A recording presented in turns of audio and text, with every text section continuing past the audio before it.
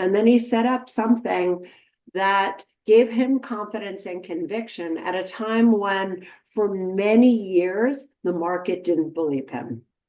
They didn't give him credit until all of a sudden that they did. Welcome to Unstoppable Podcast with Harry Sardinas, inspiring conversations with influential millionaires, investors, thought leaders, entrepreneurs who are making a massive difference with their innovative products and services, and sharing the challenges and wisdom of how they sold their first million. Yeah.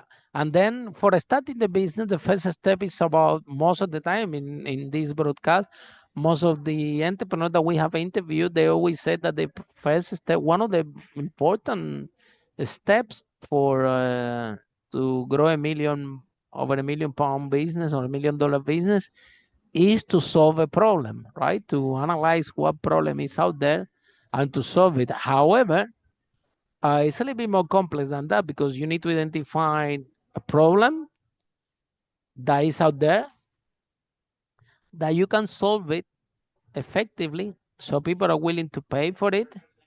And sometimes people come, entrepreneurs, founders, talk to me and say, Harry, I invented this, which is unique. Nobody has thought about this problem and how to solve it. And I'm thinking through myself, in business, number one is the worst thing that can happen, and is this problem having been developed as a business yet, probably there is no need for it for the market. So how can we identify what is a real problem and how can we solve? It's a good indicator to have more competitors in the market that know you to be the first one, because they're going to give you a guidance that there is um, um, a need for it.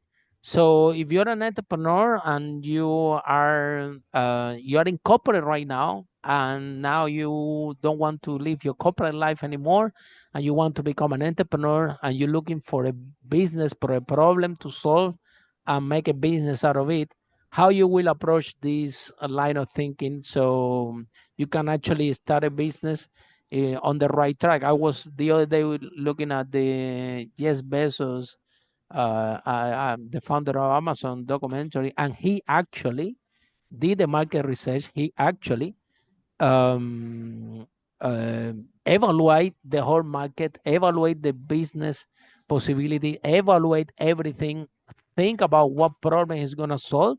And after everything was analyzed and thinking through effectively, then he started his startup. And I mean, it was not an easy journey like any tech startup, but there you go. He's one of the richest person in the world, right?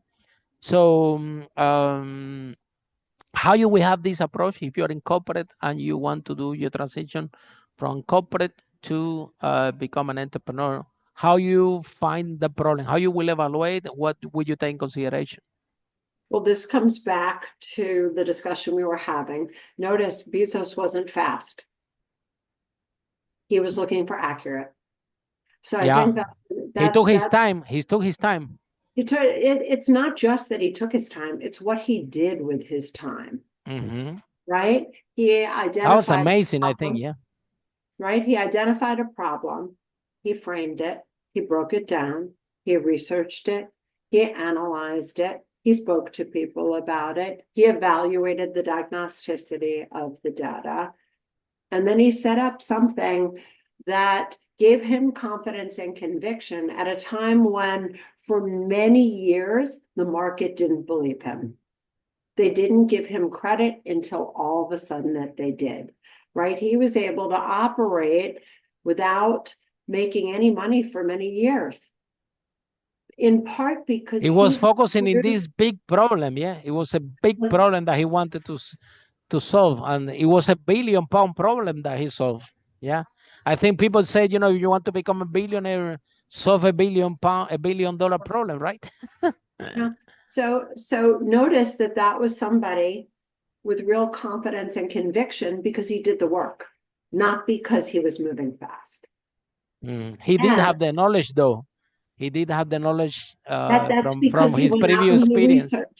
Well, but that's because he went out and he researched it. He tried something and he really developed for himself a worldview that he could apply based on standing on the complex problem solving that he did. So it's a great example of why decision making is so important.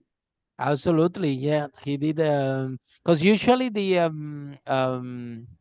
in this most of the entrepreneurs because the imagine this the only people that can know about this topic is people that have experience in businesses or people that attend your class.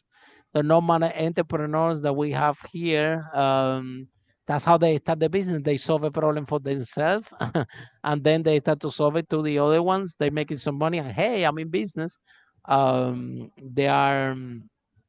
Um, there are very little, so that's why I'm glad that you're writing books about the topic. I'm a big fan of the problem solving thing, actually. I've been reading about the topic and working on the topic for a while now. And I think that for me, I like problems. I think that the reason that you become an entrepreneur is because you like problems and you like to solve them. Yeah. And I remember in my property business, then every time there was problem for the properties, everybody say, I don't want to touch it. I'm like, yeah, I'm going. So every time that, and it was, there was always very good deals. When the people were coming to me with the property and said, Harry, we have this big problem with this property. I remember once in London in Brick Lane, they come to me, a pub got fired and nobody wants to touch it. Nobody wants to touch it. In a pub, 3 floors, like 9 rooms.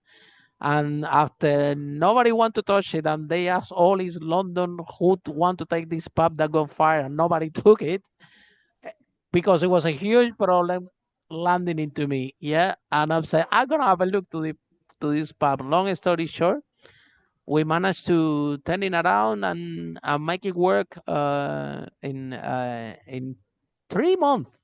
The thing was turning around and actually working, and we rent out the rooms and everything. But it was because of that. It was because it was a big problem. People didn't want to face like a big problem. But once you dig in and you actually evaluate everything, we realized that the park what happened was ugly, because top fire, all the walls they were like dark things like that with the smoke. But when we assessed the structure, it was very solid. I mean, the fire brigade can arrive really fast apparently, and the structure was solid. So the people were thinking that they're gonna spend 100,000, 200,000 to fix that thing, and I think we fixed it with 10,000. And in 3 months, the whole thing was up and running with all the licenses, with everything. So the point of the story is that in business, um, when it comes big problem, yeah, it could be a room for opportunity if you have, again, Sherry, what you said, if you have the if you know how to approach problem solving, if you know how to see the opportunity in the problem that you're gonna solve, right? Because honestly, most of the best business or the biggest growth that I have in business, it was not even when it was actually in recession and in time when times were bad. Is when our property business took off. We managed to sell over 5 million. So Sherry, is someone is in love, or our listeners are in love with this conversation? They want to know more about you. They want to know about your books. Tell us the title of your books. Where can they find it, and where can they find more information? How can they find you if they want to Thank learn you. more about problem solving? Wonderful. So, first, I invite everybody to connect with me on LinkedIn. I'm Cheryl Strauss Einhorn, and my website is Area Method, AREA method.com. My first book on personal and professional decision making is Problem Solved. My second book on financial and investment decisions is called Investing in Financial Research.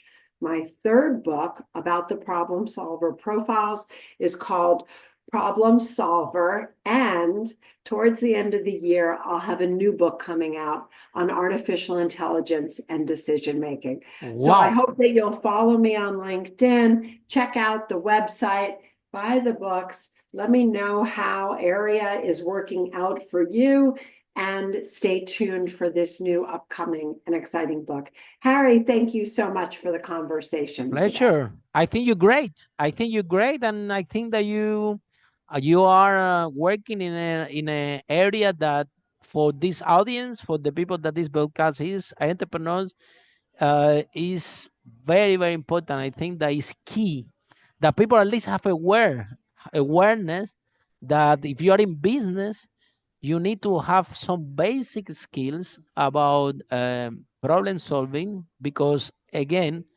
practice is not enough. You need to, in order to develop a skill, you need two things: you need knowledge and you need practice. If you don't have the knowledge, the issue is that with the trial and error, it takes time, and sometimes I'm telling you, it's expensive. The trial and error thing when you go too fast. So thank you so much. And Thank for all you. of you following the broadcast, see you in our next episode of Unstoppable, how brave entrepreneur like Cherry break that wall and achieve the first million. Bye for now. Bye. Thank you. Follow us for more interviews with world's most influential, audacious entrepreneurs that overcame challenges and adversity, providing you with the blueprint of how they sold their first million so you can grow your business exponentially.